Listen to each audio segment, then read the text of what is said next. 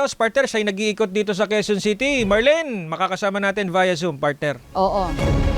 Marlene?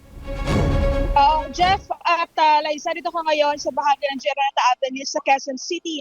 Kanina nag-ikot ako sa bahagi ng Quezon Avenue westbound, malulugan dali ng trapiko.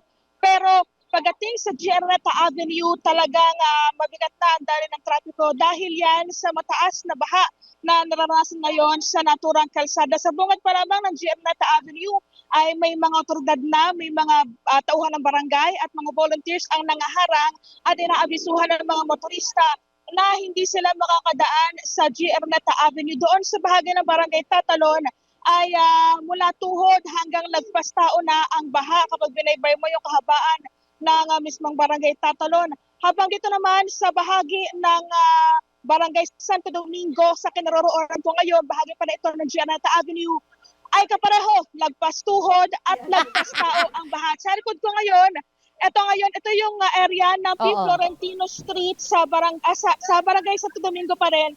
At ang nakikita natin ngayon ay halos tuhod na yung tubig baha. Ano ang hawak nila, Marlene? Sa may bahagi ng Talayan ay lagpas tao na ang tubig baha. Pero itong mga nakikita niyo yung mga individual na naglalakad ngayon dyan, sila yung mga residente na pinipilit pang isalba yung kanilang mga gamit mula doon sa kanilang mga tahanan. Ilan sa mga residente dito ay nananatili sa kanilang mga bahay dahil pinabantayan yung kanilang mga kagamitan. Dito naman sa bahaging ito, sa gitnang bahagi ng Giranata Avenue, makikita mo sobrang daming mga residente ang natipon dito sa gitna. Dahil yan, sila naman yung sinasabi ko nagbabantay sa kanilang mga sasakyan, mga motorsiklo na baka maiwanan kapag sila ay lumikas sa mga evacuation center. Makakausap natin si Kuya Smith, isa siya sa mga matagal ng residente dito sa Barangay Tatalon, sa Barangay Santo Domingo, sa bahagi ng Giranata. Sir, ano po ang naobserbahan ninyo nangyari? Bakit kayo rito ngayon sa labas sa bahagi ng Giranata? Usually naman simula nung since birth naman gano'n, parang sanay na rin kami sa nangyayari dito na gantong ba. Ngayon kasi galing din ako work. Dapat doon na rin ako sa house ng kuya ko na matutulog. Kaso ako rin kasi yung inasa na magbabantay sa bahay namin na tapos kung pag umupay ba ako yung maglilinis, gano'n. Tapos sorry, sa bahay ninyo hanggang saan na yung taas ng baha na naranasan? Siguro sa ngayon, sa nangyayari ngayon, siguro yung taas ng baha sa bahay namin, siguro nasa tuhod na kasi medyo mataas din naman yung part ng bahay namin. Siguro nasa tuhod na. Pero sa labasan, mga nasa bewang na mga ganun. Liza at Jeff, kanina nakwento ni Kuya Smith na yung kanyang pamilya ay nandoon sa bahay ng kanyang kuya na hindi na naaabutan pa ng baha yung area. Pero sir, bakit andito ka pa rin hanggang ngayon kung andun sa lugar ni pamilya? Miss, nakasanayan na din namin kasi na pag bumaba, naka-stay na rin kami dito kung saan walang tubig para mantabayanan namin kung humupa na yung baha para nasimulan na rin namin yung paglinis ng tubig sa mga bahay-bahay namin. Sa ngayon ba may abiso na yung mga taga-barangay kung saan kayo pwedeng i-relocate? Meron naman kami relocation sa Angelicum College. Ano pa rin siya, part pa rin siya ng Santo Domingo. Ayan. So ano po nakausap si Kuya Smith, siya sa mga residente dito sa Barangay Santo Domingo sa bahagi ng Giranata Avenue. Pero Liza at Jeff, sa kabilangan ng mataas na baha nararanasan ngayon, ito yung mga tao dito ngayon, medyo nagkakasiyahan pa sila, iba parang nagsiselebrate pa at nagawa pang mag-inuman sa kabilang ngayon na naranasang hamon ng mataas na baha, dulot yan ng malakas na ulan ng habagat. Kanina may napansin tayo, mga na-deploy na mga rubber boat at mga military truck, may mga jet ski rin para naman sa ginagawang rescue operation doon sa mga residente pa na gustong lumikas at inabot na nabaha yung kanilang mga tahanan. Isa sa mga hamon ng mga rescuers ngayon ay yung mababang linya ng kuryente. Dahil ito yung hamon ito dahil maaari itong magdulot ng banta, no? Dahil sa kuryente ngayon at nakikita ninyo kung malapit na abutin yung kawad ng kuryente kapag lalo pang tumaas itong tubig baha na ito na bunsod yan ng patuloy na pag-ulan dito sa bahagi ng Quezon City, Jeff at Liza.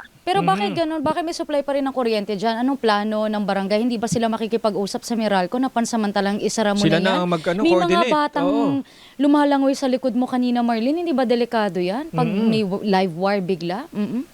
Actually, like, sobrang delikado talaga. Kaya nga, ang isa yan sa nabanggit ko kanina, hamon yan para doon sa mga rescuers kasi hindi sila tuluyang makasuong doon sa mga malalayo pang lugar dito sa area dahil nga doon sa mga mabababang kawad ng kuryente at hanggang sa mga oras na ito ay may mga nakabukas pa nga yung kuryente. So, sinusubukan ngayon na makipag-ugnayan ng mga rescuers at iba pang mga taga-barangay sa Meralco para magawa ng paraan at hangga't maaari baka pwedeng mapatay itong linya ng kuryente dito sa lugar para hindi siya maging hamper doon sa gagawing rescue operation at hindi siya magdulot ba ng banta doon sa mga residente na nandito sa lugar, Liza at Jeff. Marlene, hindi ba magbabago ang isip nila at pumunta sa mga evacuation center? At sabi kasi ng Pag-asa, may 2 oras pang Inaasahan uulan. na Naka-red, malakas ang pagulan. naka-red warning tayo eh.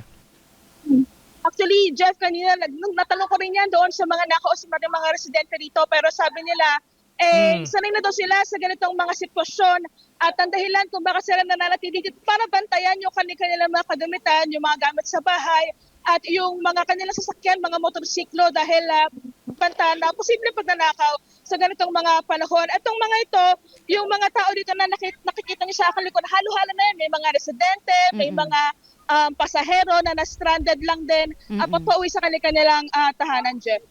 So yung mga motorista, Marlene, usually dyan dumadaan, looks like it, mukhang hindi talaga kayang daanan yan. Makakadaan sa ngayon. Saan ang mga alternatibong ruta na pwedeng daanan ng mga motorista? Bale, Jeff, may mga alternatibong ruta sa bahagi doon sa paikot at pwedeng dumaan pa ang lusot na niya sa May Rodriguez na. Pero itong mga motorista, itong mga nasa likod ko ngayon, hindi talaga ito manadaanan dahil sa bungad pa lang ay may mga humaharang na ng mga tauhan ng MMD at mga taga-barangay, Jeff. Alright, maraming salamat. Marlene Pajernos, mag-iingat mag-iingat kayo dyan. Una sa balita, una sa public service. Subscribe na sa DZMM Teleradyo YouTube channel. Kapamilya.